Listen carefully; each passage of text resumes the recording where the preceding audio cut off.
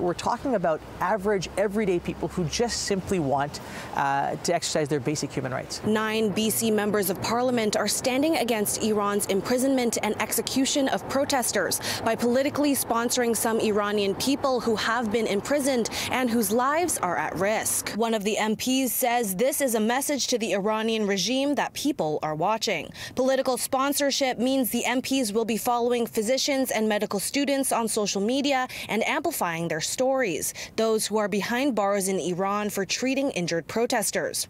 The group says it condemns any sham trials, invented charges, and the lack of legal representation for those in prison, and they hope that this oversight will make a difference. There's a lot of evidence that where individuals have had this type of sponsorship happen from foreign political folks, political figures, that their sentences have often been shorter, the torture has stopped, in some cases they've been freed. And it's not just doctors. One of the people being sponsored is a 17-year-old, another a mom of 3. An Iranian human rights activist supports the initiative, but more can be done. We ask Canadian government to blacklist IRGC as a terrorist organization because they're the one who arrest, detain, and execute people who just chanting for freedom. They're asking for their right to live free. But a UBC political scientist says to him the sponsorship seems like a ploy for the Liberals to win over Iranian Canadian voters. And there's historic tension between the two countries. Many of these problems are also brought about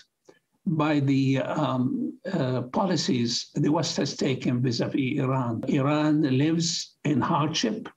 It cannot provide its population with the help and programs that it asks for and demands. And one of the reasons is the sanctions that they imposed on it, whether to import goods or to export its own petrochemical products. And they've tried to isolate it from the international monetary system, too. Noor Mohammed says it's not a ploy because of the chance this action will influence the regime for the better. This is about doing the right thing, that all Canadians really believe in this sense of doing right by others. And if we can get everyday Canadians in different industries and different walks of life speaking out on behalf of these folks, I think we can make a real meaningful difference. In Vancouver, Sarah Chu, City News.